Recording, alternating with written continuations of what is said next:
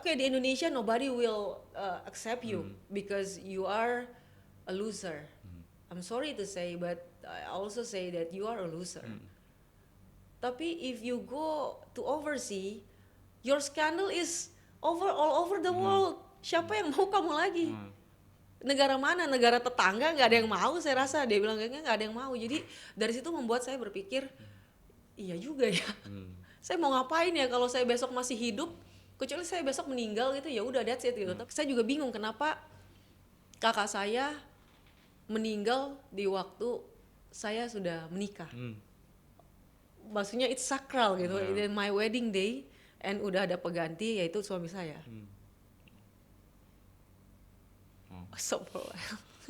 Ini actually full circle moment untuk saya. Grisha pasti tak ingat, tapi waktu Grisha menang gold medal Olimpik di Tokyo, saya ada di sana. Jadi sangat beruntunglah untuk saya. Dan sebenarnya saya high pressure ni. Kan saya semalaman fikir apa soalan pertama nak tanya Grisha ni. Jadi saya nak start dengan nama Grisha tu sendiri. Grisha Poli. Yes. Okay, Grisha lahir. How do you pronounce so well? Yes, it's a secret. Karena everybody say always bilang Poli. Poli. Tapi yang betulnya Poli kan? Yeah, Yes, correct. okay. Grisha lahir tanggal Di 11 11 Ogos yeah. 1987. Yes. Tapi your parents, your late father, your mother memerlukan 5 hari untuk dapatkan nama Grisha tu. Yeah. Nak dipendekkan cerita lah. Nama Grisha tu anugerah untuk Indonesia. Yeah. Jadi bagaimana menjalani hari-hari sebagai anugerah untuk negara hebat seperti Indonesia ni? Bagaimana ya? Yeah. Mungkin dari awal nggak sadar juga. I didn't aware that my name was so special, and I didn't know that the meaning of my name. But somehow my parents pasti ketika mereka everybody, saya juga punya anak sekarang. Jadi ketika kita mau kasih nama anak, pasti kita juga mau nama yang terbaik untuk anak itu. Dan ya itu seperti doa ya. Saya rasa nama itu adalah doa dari orang tua gitu yang dititipkan oleh Tuhan. Jadi ya berjalan dengan ketika tahu bahwa saya bisa main bulu tangkis di umur I started playing at 5 years old. Like as usual, all the badminton players started. And yeah, because I knew only badminton was back then, so I guess I wanted to give best every day to maximize my potential. Yeah. So. Di penghujung ceritanya memang doa yang termakbul lah nama Grisha Poli itu. Tapi sekarang ni Grisha menjalani kehidupan yang sangat berbeza.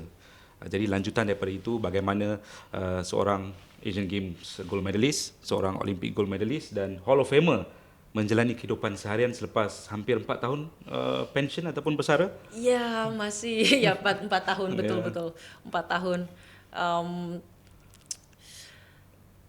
Transition is always hard. Gitu, as a former athlete. Tapi saya selalu berusaha untuk selalu aware dan selalu, karena sekarang kan tugasnya berbeda. Karena ketika saya pensiun, saya sudah menikah dengan suami saya mungkin 2 tahun setelah itu saya pensiun, dan kami memang sudah punya plan mau seperti apa, mau punya anak kapan. Jadi I think that short term goal yang membuat saya fokus on the goal, yang membuat saya fokus dengan, misalnya saya punya pensiun di tahun 2022, terus kami memang saya memang mau fokus on my family, build my family. Jadi saya dan suami mau program, mau punya anak. Jadi hal itu yang membuat saya bisa lebih terukur dan teratur gitu loh, terukur dan teratur. Jadi memang harus disiplin lah. Memang harus disiplin gitu. Tapi again my daily life totally change gitu. Yang tadinya pikirnya cuman hanya latihan, hanya latihan, makan, perform gitu di lapangan, tapi sekarang sudah berbeda. Mungkin performnya adalah di tempat lain, tapi saya perlu apa ya? Perlu sadar terus menerus bahwa saya sudah bukan seorang atlet lagi Ya. gitu. Maknanya celik mata kena ingatkan diri Sorry, celak mata. bila bangun, Ya. sadar dari tidur lah. Iya. Sadar tidur kena ingatkan diri yang saya Gresha Poli E bukan lagi atlet badminton. Iya, Adakah dan itu feelingnya? iya, selalu bilang bahwa Gracia Poli, kalau misalnya mau tanya Gracia Poli seorang atlet atau seorang the person, I will always say Gracia Poli is the person. But do you miss badminton? Adrenaline in the court, the adrenaline in the court that I couldn't get in anywhere or in any business or or anything in this life. Even being a mother, Even- adrenaline is not the same. It's kind of different. It's very very different. The adrenaline in the court, when the before we enter the court, and then during the process in the court, the gameplay, and then after right, after losing or winning. So that kind of feeling, I think I miss the most. But what do you not miss about badminton? Training, of course. Training. We've been hard. I mean, like the training has been so tired, exhausted as well. And kan mulai dari umur 5 ya. Yeah. Jadi selalu kehidupannya selalu seperti itu, dan mungkin lelah juga traveling. Ya mungkin itu kali ya. Kalau sekarang kan saya bisa pilih mau travel atau enggak, mau training or not gitu kan, jadi bisa lebih santai. Almost 30 tahun, almost 3 decades. Yes. You give yourself to world badminton. Yep. And of course, setiap penghujung kisah yang hebat ada permulaannya. Yep. Kalau ada yang mengikuti perkembangan kerjaya Gresha, Yep. tahu kisah cerita Gresha.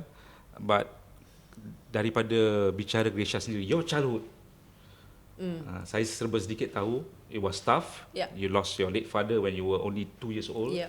And you only grew up with your mother, Yeah. Auntie Evie. So what Yeah. was your childhood like? My childhood. So after my dad passed away, when I was 2 years old, then my mother has thought that if we live in this big city in Jakarta, we couldn't survive. Yes. Okay, she couldn't provide me at that time, so she thought that to go back to our hometown is the best way, the best way to do at that time. And little did I know that I found my joy playing badminton in front of our house. Yeah. Maybe I don't know in Malaysia what the culture do, but in Indonesia especially, we always play when we were kid. Yeah.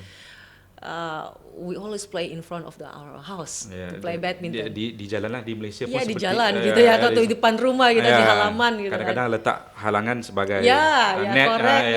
So that's a culture. So the ya, culture betul. of badminton, and then I started playing there, and I joined the club, and then my mom also supported me, and also the environment there. If you know Diana Lomban, the former I think number Olympian one. as well. Olympian number She one. played in Sydney, World right? number one Yeah. as well. She was one of the best women's double at that time. Her dad taught me badminton. Mr. RD, right? Yes, her dad taught me badminton, and and then I kept falling in love with this badminton, because if you ask for a little girl, do you want to school or do you want to play? Of course you wanna also play. Yeah. And then I was aware that I am so good at this badminton. Even at 5 years old, you know you were good. Yeah, because I was 6 years old and I beat the 10 years Yeah. old, and then I was 9 years old. I beat the 15 years old, something like that. So, and then I kinda realized that I think I have talent in here, and then because my the financial in my in my family doesn't mungkin saya nggak tahu apakah bisa dikatakan kami memang dari keluarga yang kurang beruntung, karena setelah especially when my dad Pass away. and then everything broke, and everything, my mom juga nggak bisa provide me walaupun untuk besok mau makan apa juga kita nggak tahu gitu loh. Jadi dari situ juga saya merasa the mentality of Gracia, the foundation of the mentality of Gracia built on that moment and that season. Bila bila kena kembali, childhood tu tetap terasa susah ataupun it was a great childhood for you? Or was it the childhood you had to go through? Untuk kesehariannya, the daily life has been so hard for me. I feel like I don't have the privilege like as the other kids other kids have. But because badminton has been so dear to me, so I don't regret it. Jadi mungkin pelarian saya adalah ke bulu tangkis, ke badminton, karena ini yang bisa memberikan saya joy, bisa memberikan saya kesenangan yang luar biasa, dan I know that I'm good at it. Jadi gimana ya hal itu yang bisa jadi mungkin berbarengan gitu ya. Jadi dalam childhood yang serba kekurangan, ada kesusahan, betapa pentingnya ada seorang ibu, your mama, Evie itu. Dialah she became both of your parents. Dialah child provider, and she was basically your first coach juga sebab dia main tenis.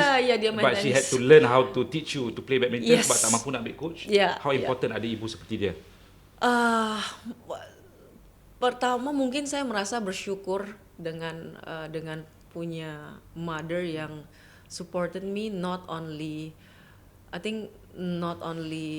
providing me, try to provide me, but also to give me a space that which way they already choose for my next life. For example, many people I cannot say right now ya. Maksudnya we all have knowledge. When we come from background yang susah gitu secara kondisi finance, of course kita sebagai orang tua selalu akan berusaha untuk anak ini adalah sebagai harapan, siapa tahu kedepannya dia jadi bisa juara di dunia olahraga, dapat uang, dapat segalanya kan, dan bisa mungkin menaikin level finansial keluarga. Tapi my mother itu walaupun sesusah apapun kita, she never say one thing that Gracia, you should be our provider. Nggak pernah gitu. Jadi ketika saya main badminton, saya main dengan memang saya suka, bukan karena saya harus membiayai keluarga saya. Bukan jalan keluar dari kesusahan. Bukan jalan keluar dari kesusahan karena finansial. Jadi itu yang membedakan. Ya mungkin ini bisa menjadikan pesan untuk kita sebagai para orang tua yang kita sendiri, dan juga mungkin yang lagi watch this one. Itu dimanapun, di Malaysia atau di Indonesia, all over the world. All over the world. Jadi memang ketika menaruh harapan sama anak itu kita harus sangat thin line, karena between mengharapkan dia menjadi sesuatu, dia menjadi apa, dengan mengharapkan dia harus do you understand? Yes. Harus provide the family misalnya kayak gitu. As a parent, saya sendiri rasa yang anak-anak ni perlu saya provide untuk anak-anak untuk dia kejar impian dia. Ya, kita perlu direct them untuk kejar what they want gitu in this life. Tapi we cannot dictation. Kita nggak bisa dikte ya. Kita nggak bisa dikte anak kita harus menjadi apa. Gitu. Perjalanan Gracia daripada Manado ke Jakarta, betul naik kapal 6 hari. Iya, sudah baca ya bukunya kan. Bisa sial. Tapi betul 6 hari. Iya, jadi my hometown itu di Sulawesi Utara, North Celebes, near Sarawak, for there lah. Jadi kalau if we wanna go to Jakarta via the kapal laut, itu kita harus 5 hari, 5-6 hari. Okay. Gitu. So bila dah sampai di Jakarta tu, did you already know that badminton is not only fun but something that is serious that you wanted to pursue? sesuatu yang serius yang Gracia nak kejar. Iya, karena mama waktu sebelum pergi, waktu 8 tahun saya ingat dia nawarin kalau kita memang ke Jakarta, betul-betul kamu harus bisa menggunakan ini kesempatan ini dengan baik, harus serius ya. Kamu latihan bulu tangkis dan kamu sekolah yang benar juga di situ. Jadi sekolahnya juga tidak ditinggalin gitu. Tetap karena buat kita untuk pergi ke Jakarta sangat very huge decision that my mom harus ambil gitu pada saat itu karena kita don't have financial support aja gitu sih. Was it tougher di Jakarta to live day by day? Iya, tougher. Kalau di hometown mungkin kita masih ada keluarga yang masih bisa tolong ya, kita nggak bisa makan, mungkin kita bisa pergi ke keluarga itu. Tapi kalau di Jakarta we know nothing gitu. We don't have any keluarga, relatif juga. Jadi setiap hari itu dan kita tinggal di rumah, kalau di Jakarta tuh, kalau di Indonesia bilangnya rumah kontrakan kecil di gang. Saya nggak tahu how to describe this, tapi mungkin besarnya macam mana besar itu? The space. Sama ini besaran ini. Besar Soalnya itu. ya mungkin berapa ya kalau kontrakan gitu 2x2, 3x3 ya, 3x3 kayak kos, kayak kamar, iya kan ya, ya kayak gitu. This is like one bedroom je. Iya, one bedroom, ya. But the bedroom, iya. kitchen, everything. Iya, kadang kan terus kan pindah-pindah kan. Kadang bedroomnya juga share dengan yang lain gitu. Kadang kitchennya juga share dengan yang lain. Kayak gitu sih. So, that was very tough for me, for my family at the time. Gitu. Wow. Umum lah dalam badminton, start career main both singles and doubles. Tapi Gracia awalnya excel in singles. Tapi pertukaran club, your first club was Jaya Raya kan? Yeah, my first club. Your first club Jaya Raya, and then bila berpindah ke Tangkas, berubah di situ. Ada satu petikan yang saya baca, kenapa Gracia tak main lagi singles. Ada one of the coaches sebutkan because you're fat and short. Yeah, I was fat and short. Yeah. So you had to play doubles. Not necessarily that mungkin ya, karena mungkin kita masih bertumbuh kan waktu itu. Tapi saya baru 8 or 10 years old waktu transisi ke doubles tu berapa usianya?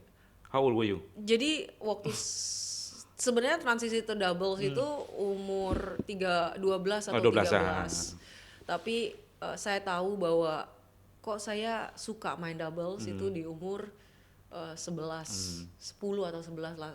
Ya ketika saya pindah ke Tangkas. Yeah. Dan saya lebih terekspos dengan pemain-pemain double pada waktu itu, Nova Widianto, terus Vita Marisa, yes. Liliana Natsir di Tangkas, tapi dia masih di singles. Jadi saya lebih terekspos dengan Nova Widianto waktu satu kali cerita aja di Tangkas, kan? Di Tangkas. Jadi dia smash saya masih umur 11, dia yang smash.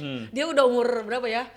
Mungkin 20 kali karena dia udah di platna, udah magang. Jadi ketika dia pulang ke Tangkas, dia coba gitu sama saya. Ayo saya smashin ya. Oke, saya angkat terus. Saya bisa nahan smashnya. Laki-laki.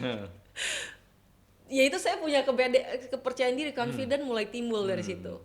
Dan karena mulai timbul confident dari situ, saya merasa kayaknya sepertinya saya suka dengan ganda, gitu aja, gitu. Dan saya bisa main ini, gitu. Ada pelatih namanya Kak Iin juga, banyak sih, Endang dulu sebagai senior saya.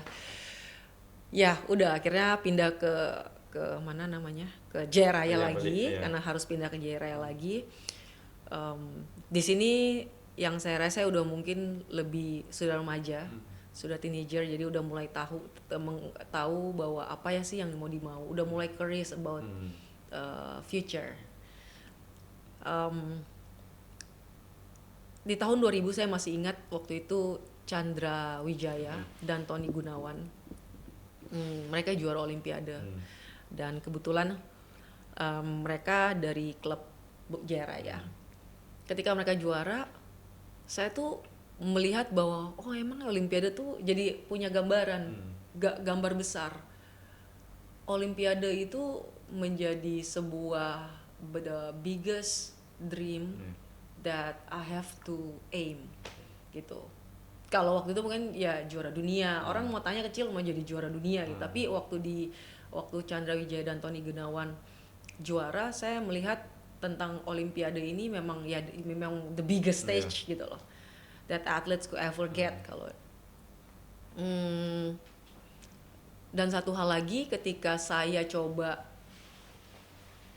belajar sejarah tentang Indonesia, saya lihat yang mana nih yang belum pernah juara atau yang mana yang belum pernah dapat medali.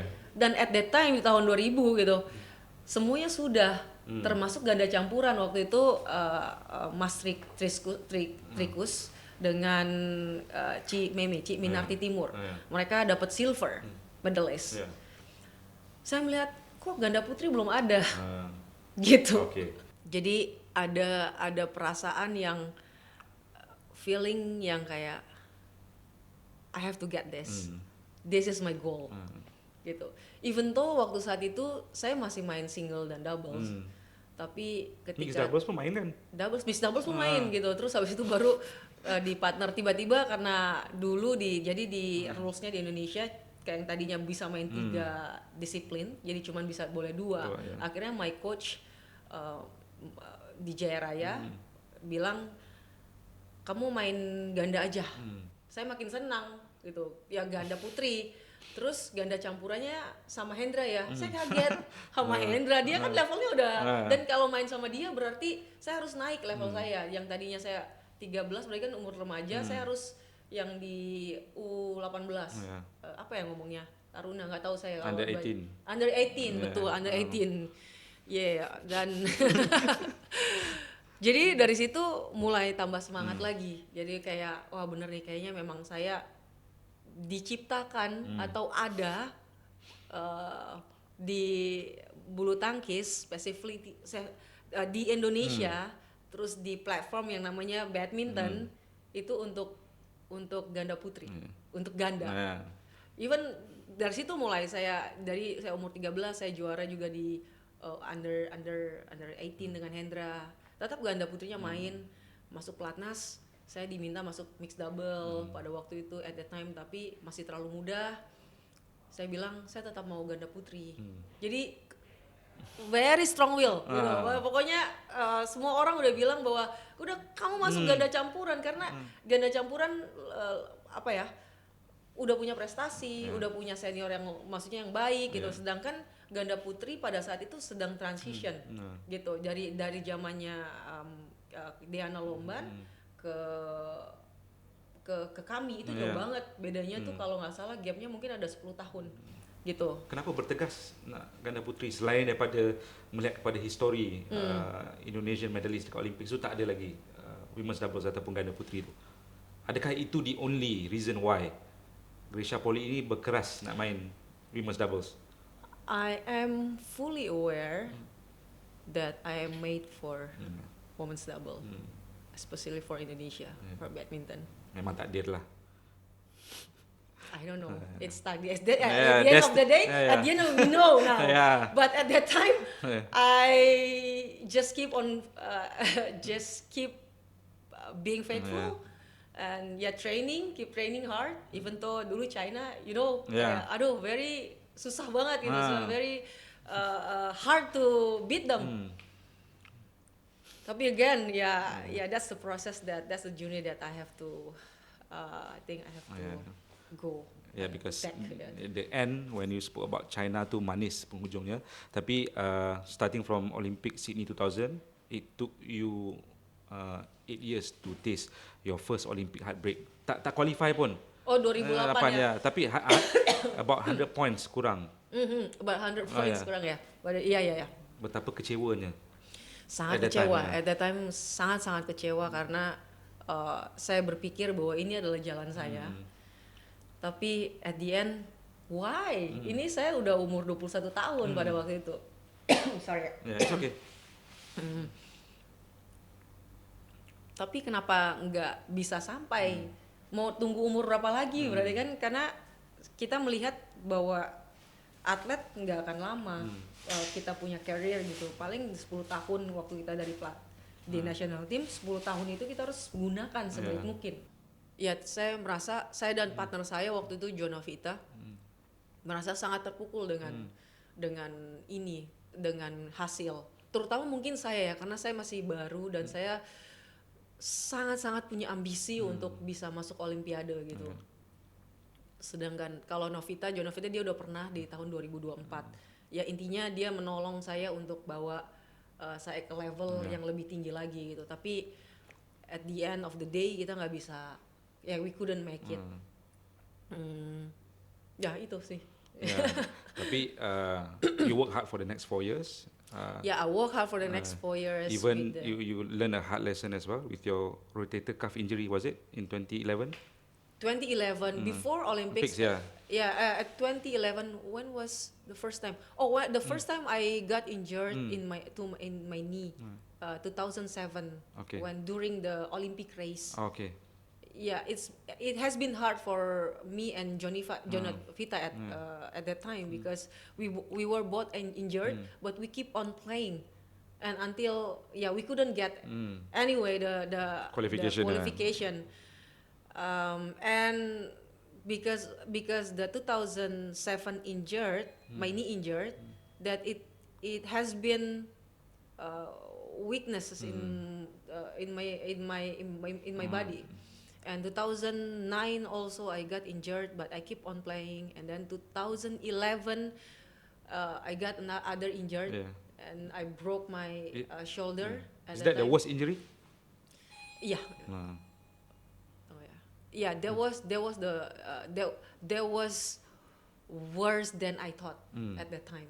Because at that time also me and my partner Meliana Jawahari was aiming for the qualification to be qualified in the Olympics of 2012. And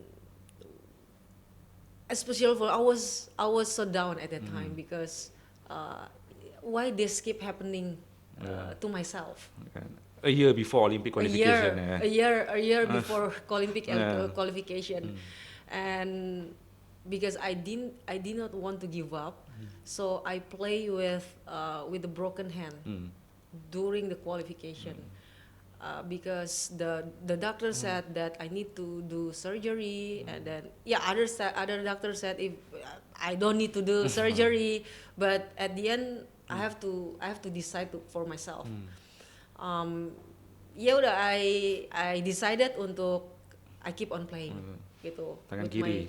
With my broken injury, if I cannot play with my right hand, so I will use everything as long as still in the rule in the badminton, even though I'm not good at tangan kiri. Jadi tangan kiri benar-benar useless harusnya, nggak bisa bantu apapun tangan kiri. Tapi ya udah, saya berusaha untuk cari cara untuk tetap bisa jalan kualifikasi untuk bisa masuk Olimpiade. Ya, saya main dengan tangan kiri walaupun waktu itu ya banyak malu lah saya karena kenapa kenapa sih udah tahu cedera kenapa nggak berhenti aja ya di ini dulu. Banyak hal yang datang kepada saya waktu itu, tapi ya saya tetap nggak tahu ya, saya tetap kekeh atau strong will yang begitu besar gitu dalam diri saya. Umum lah dalam badminton, start career main both singles and doubles, tapi Gresha awalnya excel in singles, tapi pertukaran club, your first club was Jaya Raya kan? Yeah, my first club. Yeah, first club Jaya Raya, and then bila berpindah ke Tangkas, berubah di situ. Ada satu petikan yang saya baca, kenapa Gresha tak main lagi singles? Ada one of the coaches sebutkan because you're fat and short. Yeah, I was fat and short. Yeah. So you had to play doubles. Not necessarily that mungkin ya, karena mungkin kita masih bertumbuh kan waktu itu, tapi saya baru 8 or 10 years old ya. Waktu transisi ke doubles tu berapa usianya? How old were you? Jadi waktu sebenarnya transisi ke doubles itu umur 12 atau 12-an. 13. Tapi saya tahu bahwa kok saya suka main doubles itu di umur 11, 10 atau 11 lah. Ya ketika saya pindah ke tangkas. Yeah. Dan saya lebih terekspos dengan pemain-pemain double pada waktu itu, Nova Widianto, terus Vita Marisa, yes.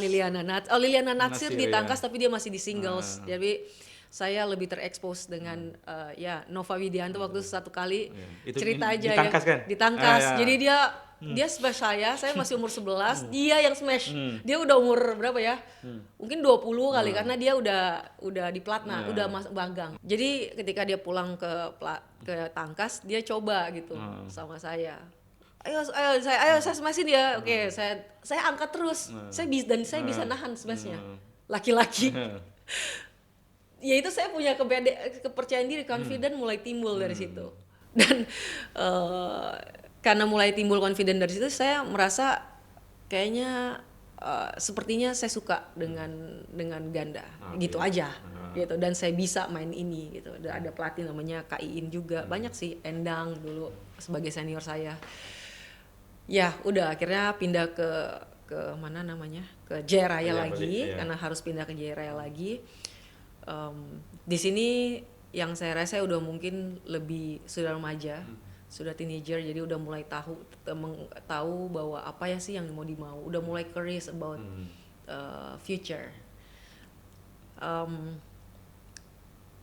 Di tahun 2000 saya masih ingat waktu itu Chandra Wijaya dan Tony Gunawan, mereka juara Olimpiade dan kebetulan mereka dari klub Jaya Raya. Ketika mereka juara, saya tuh melihat bahwa emang Olimpiade tuh jadi punya gambaran, gambar besar. Olimpiade itu menjadi sebuah the biggest dream that I have to aim, gitu.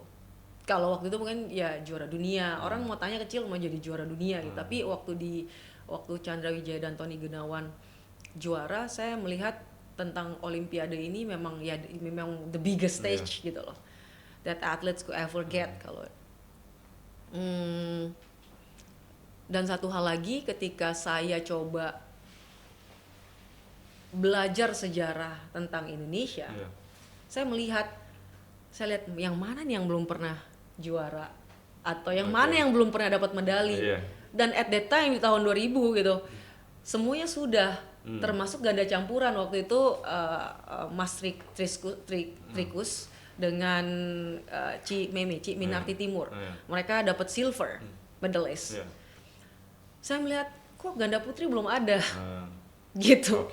Jadi ada perasaan yang feeling yang kayak I have to get this. This is my goal. Gitu. Even though waktu saat itu saya masih main single dan doubles. Tapi ketika mixed doubles pun main kan?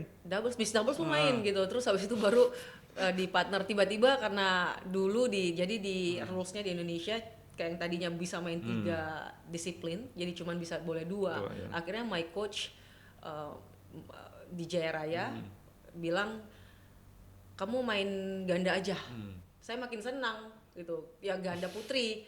Terus ganda campurannya sama Hendra ya. Saya kaget sama Hendra, dia kan levelnya udah, dan kalau main sama dia berarti saya harus naik level saya. Yang tadinya saya 13, mereka kan umur remaja, saya harus yang di U18. Apa ya ngomongnya? Taruna, nggak tahu saya. Under 18. Under 18, betul, under 18. Dan jadi dari situ mulai tambah semangat lagi. Jadi kayak wah bener nih, kayaknya memang saya diciptakan atau ada di bulu tangkis specifically di Indonesia, terus di platform yang namanya badminton itu untuk ganda putri, untuk ganda. Even dari situ mulai saya umur 13 saya juara juga di under 18 dengan Hendra. Tetap ganda putrinya main, masuk pelatnas. Saya diminta masuk mixed double pada waktu itu at that time, tapi masih terlalu muda. Saya bilang saya tetap mau ganda putri. Jadi very strong will, pokoknya semua orang udah bilang bahwa udah kamu masuk ganda campuran karena ganda campuran apa ya, udah punya prestasi, udah punya senior yang maksudnya yang baik gitu. Sedangkan ganda putri pada saat itu sedang transition gitu dari zamannya Diana Lomban ke kami itu jauh banget bedanya tuh, kalau nggak salah gapnya mungkin ada 10 tahun gitu. Kenapa bertegas nak ganda putri selain daripada melihat kepada histori Indonesian medalist dekat Olympics tu tak ada lagi women's doubles ataupun ganda putri tu? Adakah itu the only reason why Grisha Poli ini berkeras nak main women's doubles? I am fully aware that I am made for women's double, especially for Indonesia, for badminton. Memang takdir lah. I don't know. It's at the end of the day, at the end of we know now. But at that time, I just keep on, being faithful and keep training hard. Even though dulu China, you know, aduh very susah banget gitu, so very hard to beat them. Tapi again, that's the process, that's the journey that I have to, I think I have to go. Yeah, because at the end when you spoke about China tu manis penghujungnya, tapi starting from Olympic Sydney 2000, it took you 8 years to taste your first Olympic heartbreak. Tak qualify pun. Oh 2008 ya. Tapi about 100 points kurang. About 100 points kurang ya. Iya. Betapa kecewanya. Sangat kecewa. At that time sangat kecewa karena saya berpikir bahwa ini adalah jalan saya. Tapi at the end, why? Ini saya udah umur 21 tahun pada waktu itu. Sorry. Yeah, it's okay. Tapi kenapa nggak bisa sampai? Mau tunggu umur berapa lagi? Berarti kan karena kita melihat bahwa atlet nggak akan lama. Kita punya career gitu. Paling 10 tahun waktu kita dari di national team, 10 tahun itu kita harus gunakan sebaik mungkin. Ya, saya merasa, saya dan partner saya waktu itu Jonovita merasa sangat terpukul dengan hasil. Terutama mungkin saya ya, karena saya masih baru dan saya sangat punya ambisi untuk bisa masuk Olimpiade gitu. Sedangkan kalau Jonovita dia udah pernah di tahun 2024. Ya intinya dia menolong saya untuk bawa saya ke level yang lebih tinggi lagi gitu. Tapi at the end of the day kita nggak bisa. We couldn't make it. Ya itu sih. Tapi you work hard for the next 4 years. I work hard for the next 4 years. Even you learn a hard lesson as well with your rotator cuff injury, was it in 2011? 2011 before Olympics. At 2011, when was the first time? The first time I got injured in my knee, 2007. Okay. When during the Olympic race. Okay. Yeah, it has been hard for me and Jonovita at that time because we were both injured, but we keep on playing, and until we couldn't get anyway the qualification, and because the 2007 injured, my knee injured, that it has been weaknesses in my body. And 2009 also I got injured, but I keep on playing. And then 2011 I got another injured, and I broke my shoulder. Is that the worst injury? Yeah. There was worse than I thought at that time. Because at that time also me and my partner Meliana Jawahari was aiming for the qualification to be qualified in the Olympics of 2012, and especially for I was so down at that time because why this keep happening to myself. A year before Olympic qualification. A year before Olympic qualification, and because I did not want to give up, so I play with a broken hand during the qualification. because the doctor said that I need to do surgery, and then other doctor said if I don't need to do surgery, but at the end I have to decide for myself. Ya udah, I decided untuk I keep on playing gitu. Tangan kiri. With my broken injury, if I cannot play with my right hand, so I will use everything as long as still in the rule in the badminton, even though I'm not good at tangan kiri. Jadi tangan kiri benar-benar useless harusnya, nggak bisa bantu apapun tangan kiri. Tapi ya udah, saya berusaha untuk cari cara untuk tetap bisa jalan kualifikasi untuk bisa masuk Olimpiade. Ya, saya main dengan tangan kiri walaupun waktu itu ya banyak malu lah saya, karena kenapa sih udah tahu cedera kenapa nggak berhenti aja, ya di ini dulu. Banyak hal yang datang kepada saya waktu itu, tapi ya saya tetap nggak tahu ya, saya tetap kekeh atau strong will yang begitu besar gitu dalam diri saya. Tapi for you personally, 2 years after that Asian Games di Incheon, South Korea, so terasa redemption tak? Redemption, itu for my pride aja, for my pride, for my proof to myself juga. Lebih pada personal lah kejayaan. For the personal personal. Tapi yang lain-lain, ketika akhirnya saya bisa jadi juara di Asian Games, itu sebuah breakthrough juga buat saya. Buat ganda putri sendiri, ada kesempatan, ada hope untuk next Olympic. Saya rasa itu menjadi sebuah momen yang dimana bukan hanya proof to myself, tapi saya ingat kata mama saya, younger generations, yang pada akhirnya badminton still alive and improving as a sport in the world, gitu. Jadi itu yang membuat saya pada akhirnya lebih bahagia. I don't have any contract pada waktu itu. Waktu saya 2012 nggak ada yang mau saya, gitu loh. Nggak ada yang mau, even nggak ada yang mau. Yang junior saya yang banyak yang mau dari sponsors dan sebagainya. Tapi saya mungkin harus merasakan itu gitu. Dan waktu itu benar-benar alone lah. Very. Mungkin ya saya bisa tertawa sekarang, tapi maksudnya waktu itu bener saya merasakan dunia tuh nggak adil, gitu aja. Jadi daripada Asian Games tu ke Rio Olympics tak berhasil, but then again bila Gresha sebutkan younger generation tu, Gresha bertemu dengan partner yang sehingga hari ini namanya seiring, Aprani Rahayu, 11 tahun lebih muda daripada Gresha. Pertemuan kali pertama tu ingat lagi tak?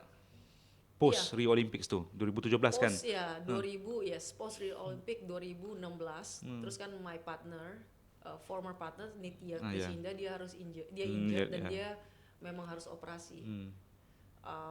Di dalam during his surgery and also recovery, dia saya di 2017 itu sebenarnya saya sudah mau stop juga, udah mau berhenti karena buat saya udah fulfill, udah fulfill sebagai sebagai atlet bulu tangkis, atlet badminton pada sudah bergelar Olimpian 2 kali. Olimpian udah 2, walaupun satunya. itu nak dikira tak? London tu dikira ataupun tidak?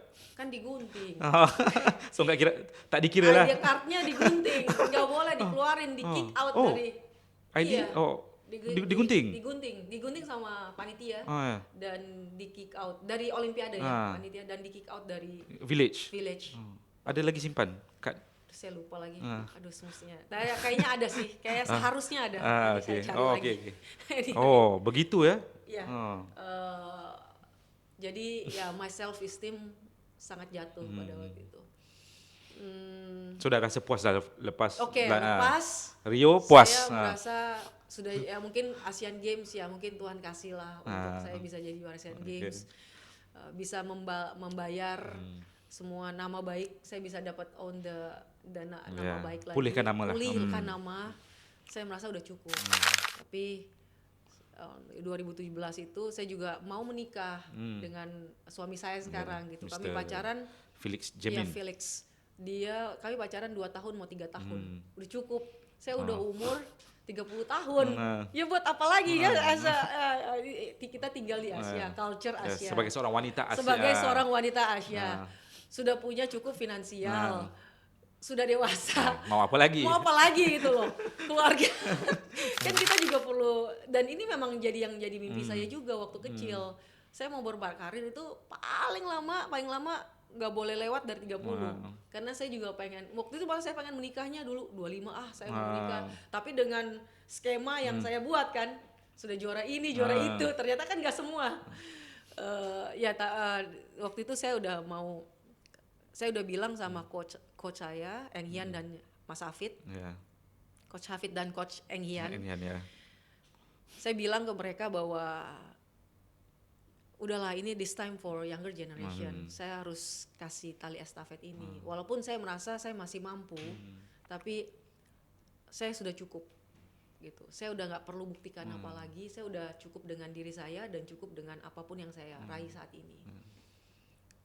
But again, mereka kayak masih belum lah Grace, masih bisa. Dan akhirnya Apriani masuk 2017, di awal 2017. Saya waktu itu pernah ngomong ke Coach Eng Hian. Saya bilang, Coach, kan semua kamu sudah bikin. Memang saya pada waktu itu karena saya paling senior, jadi saya tuh ikut bantu pemikiran sama Coach Eng Hian dan Coach Hafid. Kita udah semua kita punya line ganda putri ini, anak-anak kamu plot semua nih. Ini untuk the next Olympic 2020. Jadi menurut saya ini jangan diganggu. Yang sudah ada waktu gitu. Line pair-pairnya yang udah ada, menurut saya jangan diganggu. Tiba-tiba saya jangan jadi menalu dari ke mereka. Tapi saya mau jadi supporter aja. Giving back lah. Giving back. Karena saya selalu ingat mama saya juga ngomong, ya kamu yang generation juga harus bisa jadi panutan gitu. Terus iya Grace, kamu bukan benalu. How do I say benalu ya, apa sih ya benalu? Nanti saya translate. Translate lah. Kalau anonimnya stepping stone. Jadi ini Stepping stone, so batu loncatan. ya batu loncatan, the anonym of batu loncatan apa? Tak nak bergantung kepada ni lah. Pokoknya pokoknya kayak gitu ya. Pokoknya anyway, pokoknya saya bilang saya jangan mengganggu. Ini dalam bahasa Malaysianya ada biawak hidup. Biaya Macam menanggung biawak hidup. Iya. Ya, jadi saya bilang saya jangan mengganggu. Udah jalanin aja. Saya sama ini ada anak paling junior, saya sama anak junior aja. Yang kebetulan yang paling bisa mendekati itu adalah Apriani. Tapi coach masih belum setuju. Gitu. Coach Eng Hian, iya ada sih, tapi masih kemudaan nih Grisha. Ya oke, saya nggak mau ketetapan selalu ada di coach kan. Jadi saya jalanin, tadi saya tetap, dia bilang tim coach bilang at least 6 bulan sampai setahun dong please. Try. Gitu. Untuk sparingin, bantu adik-adik kamu supaya mereka ada role model di sini. Gitu. Ya udah, saya melakukan karena itu. Bukan karena saya mau jadi juara lagi. Gitu. Di bulan keempat, bulan April itu saya, yang lain pada pergi pertandingan, semua kan sibuk. Saya kan karena saya nggak ada partner. Apriani juga masih junior. Saya dan dia di latihan jadi pair. Dilihat oleh coach Hafid. Ada potensial. Coach Hafid memang saya merasa Coach Hafid itu mempunyai kelebihan yang dia bisa melihat per pair, per person, ketika dijadi satukan itu bisa function well. I don't know where is God, tapi ya itu kelebihannya. Vision itu dia nampak. Iya, vision itu dia nampak. Nah, ketika dia lihat saya, karena coach Eng Hian kan lagi bawa anak-anak ke luar negeri. Dia lihat, Grace Apri, saya punya feeling sama kalian. Gitu, main sama laki-laki gitu. Kami yang kuat-kuat, yang junior-junior kuat, walaupun ini kami menang. Terus Apriani juga memang dia sendiri itu mempunyai kehidupan tough yang berbeda. Jadi dia benar-benar pengen make it jadi seorang juara. Gitu. Dari situ saya melihat ini udah apa? Udah sebuah Ya, motivation dia pun ada di situ juga. foundation. Ya. Foundation is very important. Karena how far you wanna go, it's foundationnya I can see dari situ from Apriani. Jadi ketika itu ya Coach Hafid langsung bilang sama Coach Engian, ini kita kayaknya harus udah nggak apa-apa cobain aja. Gitu, Apriani dan Gracia. Dan kami dimasukkan masuk tim di Sudirman Cup. Terus kami perform well walaupun itu kalah. Terus the next weeknya habis dari Australia itu 2017 kami ke Thailand langsung. Dan Thailand waktu itu Super 500 if I'm not mistaken ya. Maksudnya kalau bilang sekarang tuh kayak Super 500 dulu, lah ya. Dulu ya. Atau GP, apa gitu, GP Gold. Ya GP Gold itu Super 500. ya. Iya, kalau yang Premier kan ini 1000 lah, 750 or 1000 ya, betul. Kami juara di situ. Jadi dari situ udah, saya udah bilang balik dari situ Thailand, saya beneran bilang sama coach 1 tahun ya, karena tujuan saya memang hanya pengen naikin younger generation supaya ada lebih, coach juga dapat option yang lebih banyak gitu. Itu kan ya 1 tahun ya. Ya udah akhirnya ya coach kayak ya udahlah Grace, pokoknya gitu-gitu. Akhirnya jalan di I think di French Open di tahun 2017 kami juara. Tiba-tiba kami juara ngalahinnya Lee Sohee dan Sing Chan waktu itu. Pas saya juara, malamnya saya udah pikir, aduh gawat nih. Disuruh lanjut lagi. 2020 nih pasti. Dah start pikir tentu. Udah start pikir. How can I explain to my boyfriend at that time? Karena kita udah at the same time kita udah prepare for engagement dan kita mau menikah the next year. Gitu sih. Jadi itu struggle-nya beda lagi nih between my personal life dengan ya badminton. Tapi karena udah juara di Prancis, di French, jadi saya udah ngerasa nih nggak mungkin sampai tahun depan. Ini pasti pertahankan 2020 dan saya merasa ada confident yang besar juga dengan Apriani. Gitu itu saya galau sih. Kalau orang Jakarta ngomongnya, orang Indonesia bilangnya galau. Saya nggak tahu orang apa, jiwa kacau lah. Kacau. Jiwa kacau. Jiwa kacau ada gitu. Ya udah. Berangkat dari situ saya juga punya faith sama Apriani dan kita punya satu visi, satu misi, mau jalan bareng. Ya. Udah. Tapi apa yang membuatkan Gracia Poli ini dan juga Apriani Rahayu ni such a good pair? I think we both want to learn. We always want to learn, especially for gini. Maybe kalau for my side, I already taste what is good to be a champion. Ya kan? For her side, she wanted to go up as soon as possible. There is no way. Ini yang dia bilang ya, dia berpikir ya pada waktu itu. There is no way jalan yang lebih cepat dengan partnering dengan Kak Gracia yang sudah punya experience a lot dan sudah punya standarnya di level di atas, karena saya waktu itu kan ranking 2 dengan Nitya ketika kami pisah. Sudah ranking 2 dunia waktu itu. Jadi Apriani selalu menggunakan kesempatan dan that motivation untuk kalau nggak sama Kak Gracia gue nggak tahu mau siapa lagi. So this is now or never gitu. Jadi karena kita punya satu motivasi yang sama dan saya merasa saya ngelihat Apriani very dia itu pejuang apa ya? Pejuang. Fighter lah. Iya. Kalau mau belajar tentang fighting kehidupan, itu harus belajar sama Apriani. Right. Saya melihat bahwa karena punya fighting spirit yang sama dengan saya juga, hingga ini kayaknya bisa nih. Saya nggak tahu kenapa tapi bisa merasakan sesuatu yang confident yang besar dengan terhadap pair kita ini. Ya memang dan terbukti kita juara dengan cepat gitu. Terus juga karena kita berdua ini mau belajar, jadi kita punya egonya masing-masing, kita punya pendirian, kita prinsip kehidupan masing-masing.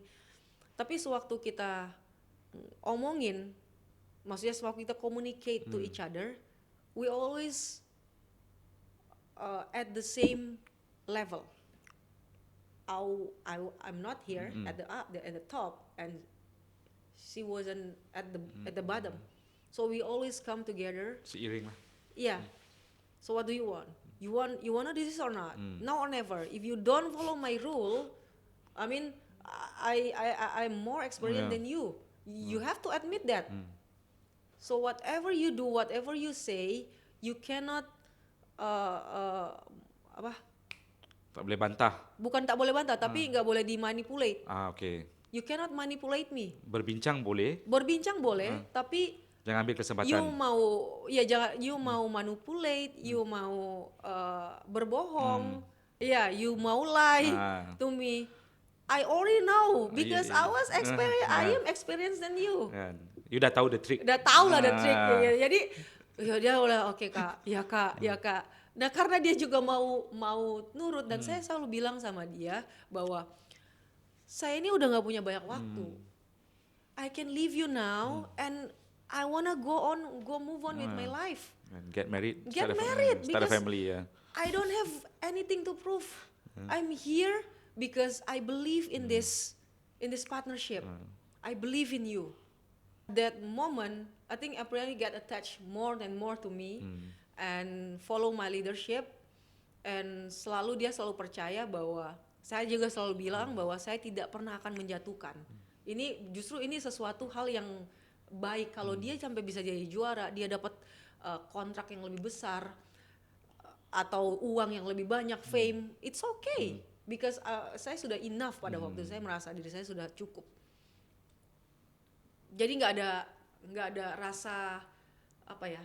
Biasanya kalau ini terbuka aja ya, partnership tuh pasti akan ada rasa iri lah, inilah dan sebagainya gitu. Tapi saya dengan Apriani sangat mau menjaga itu gitu. Keharmonian itulah. Yes, keharmonian itu dan kita mau menuju pada saat yaitu jadi juara.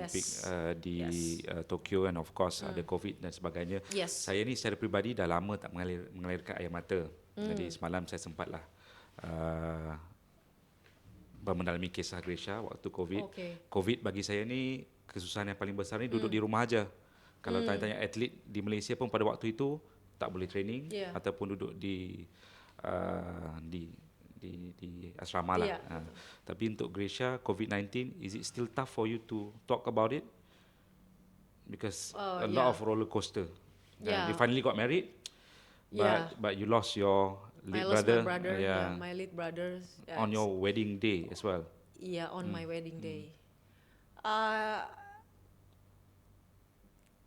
think that's the pathway or the path life that I have to go through. And mungkin kalau mau ditanya, saya suka ditanya banyak orang, apa yang membuat kamu masih menyesal gitu. Saya akan selalu jawab bahwa salah satu hal yang terbesar yang penyesalan saya itu karena kakak saya nggak ada waktu saya jadi juara Olimpiade. Stop for a while. Jadi, I'm not trying to get emotional here, tapi that is the biggest loss in my life. Karena kalau my father waktu I was 2 years old, mungkin saya belum terlalu berasa ya. Tapi kayak my brother itu karena dia yang provide the family. Maksudnya dia yang bantu untuk provide me dan my mom. Waktu kita kecil sampai kita besar gitu, dia yang menjadi tulang punggung keluarga. Jadi itu yang menjadikan saya merasa sangat-sangat kehilangan beliau gitu. Jadi itu, dan saya juga nggak tahu, ini saya balik lagi, saya selalu balikin ini sama Tuhan gitu. Saya selalu bilang, saya selalu balikin kalau memang saya juga bingung kenapa kakak saya meninggal di waktu saya sudah menikah. Maksudnya it's sakral gitu. It's my wedding day and udah ada pengganti yaitu suami saya. So, Sorry Grisha. it's okay, nggak apa-apa. Jadi kan father figure kan yang saya dapat itu dari kakak saya. Jadi ketika dia tahu bahwa ketika kita tahu the fact that dia udah pass away, dan ganti tiba-tiba ada satu orang kepala keluarga nih yang justru dia titipkan. Your husband. Iya, my husband. Gitu. Dia udah titipkan sebelum dia meninggal. Gitu. Semalam sebelumnya malah dia udah tahu mungkin ya. Saya juga nggak tahu, tapi dia udah kayak udah tahu gitu. Ya, jadi itu yang menjadi emotional, nggak tahu ya, emotional, di satu emotional breakdown and emotional relief at the same time. Itu aja sih. Jadi dan ya memang terbukti, it's a proven that sekarang saya sudah menikah 5 tahun dan life was never easy. Yeah, we still struggle in a way, tapi we always believe that apapun yang terjadi dalam kehidupan kita itu pasti akan seizinnya Tuhan gitu. God is in control in our life. So and also my husband is very supportive. Even after we got married, at that night he had to take care of my brother family and take care everything, my family as well, because he was the one also got affected to COVID 3 weeks before our wedding day. So I don't know, I think it's a God's plan as well. Jadi ketika dia udah akhirnya jadi keluarga kami, dan dia udah pernah kan dulu, karena kalau misalnya got affected, people yang got affected COVID, waktu ngobrol sama dia kan dia tidak akan kena efeknya lagi. Ya, maksudnya the virus ada immune body yang masih ini kan. Jadi dia yang juga setelah itu dia yang urus semua kematian kakak saya, my brother, terus juga semua my family juga waktu itu hampir semua include my mom kena COVID juga. Jadi hal itu yang membuat saya jadi gini, I am very sad and breakdown, but at the same time I'm safe. I feel safe. Jadi habis wedding day langsung nggak bisa langsung berjalan lagi, kita nggak bisa menikmati honeymoon karena saya pun harus pergi ke pelatnas, ke PBSI untuk balik karena kita ada pertandingan di Januari. Jadi karantinnya lagi tuh, karantin di PBSI. Jadi saya harus separate sama my husband setelah wedding day until 2 months 3 months later, and then we met up. Itu juga ya cuman 3 hari mungkin, karena libur kan, habis itu karena mau harus ke Olimpiade, harus ke All England, dan during COVID time it's very tough for us, especially to build our emotionally bonding to my husband, gitu sih. Betul lah, your husband ini di Malaysia ni ada drama tajuknya Suami Kiriman Tuhan. Ada drama. Ini benar-benar suami kiriman Tuhan lah. Gitu ya? Di Malaysia ada drama dramanya, gitu. Tapi kisahnya ini lebih terinspirasi. Jadi Grisha, how does one bounce back from that? Bagaimana Grisha bangkit kembali daripada tragedi family ini dan akhirnya berada di pentas tertinggi Olimpik? Iya, saya selalu berusaha untuk setiap hari untuk memikirkan yang terbaik. Maksudnya terbaik itu ketika saya memikirkan diri saya nggak mau terlalu terlarut dengan kesedihan atas meninggalnya kakak saya. Tapi saya mau kasih yang terbaik kepada siapa yang saya pengen kasih yang dia masih hidup. Satu, my mother. Kedua, my husband. Ketiga, orang-orang yang sudah menjadi support system saya selama ini, keluarga saya, teman-teman saya, orang-orang yang sudah support saya selama ini. Jadi yang saya pikirkan hanya itu. Kalau mau bilang mungkin kayak wah itu kekuatan dari Tuhan, yes betul. Tapi ada yang saya pikirkan. Saya motivasi, yaitu orang-orang yang di sekitar saya, my support system that yang membuat saya bisa berjalan dan akhirnya achieve the gold medal in Olympic Tokyo. I think it's well documented how you won the gold medal, but saya sendiri nak tahu apa perasaan dia menjadi yang pertama dari Indonesia menang women's doubles. Finally after 22 years. Ya, di pentas Olimpik dan memegang rekod yang masih tertua, 33 tahun 365 hari. Perasaan dia di atas podium tu melihat merah putih dikibarkan, mendengar Indonesia Raya tu, feeling dia tu macam mana, Grisha? Ini to be honest ya, after the long journey, karena udah terlalu lama, saya juga proses yang terlalu menurut saya berat ya, menurut saya berat. Jadi ketika saya juara Olimpiade itu sesuatu hal yang baik lagi, kayak nggak pernah disangka-sangka. Maksudnya kayak is this true? Karena the dream has been buried so long, the dream has been buried in a period of season. Karena after 2012 kan I udah selalu mau berhenti, mau gantung raket. Jadi I don't have any dreams untuk to be in the Olympic and to be in the podium. Tapi ketika the fact that I pada akhirnya achieve that,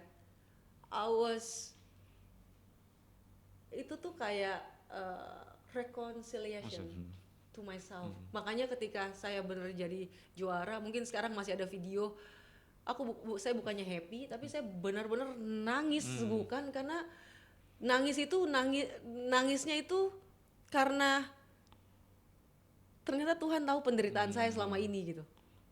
Terbalaslah segala pengorbanan, kesusahan tuh. Enggak, terbalas ada other thing, tapi mengetahui itu something yang very deep. Ternyata Tuhan tuh adil ya. Gitu sih. Gitu. So post retirement, what does success means for you now? My family. I mean, it's everything. That's why I mungkin rehat sejenak dengan travel, dengan bulu tangkis, dengan badminton, karena my focus right now is my family. And I have a daughter, and we also have apa sih namanya? Plan. We also have plan what to do next. Adakah Grisha sanggup korbankan gold medal Olimpik untuk satu hajat tu tercapai? I will always say this, that my brother sih, my brother akan lebih bagus kalau dia will watch me to win the gold medal.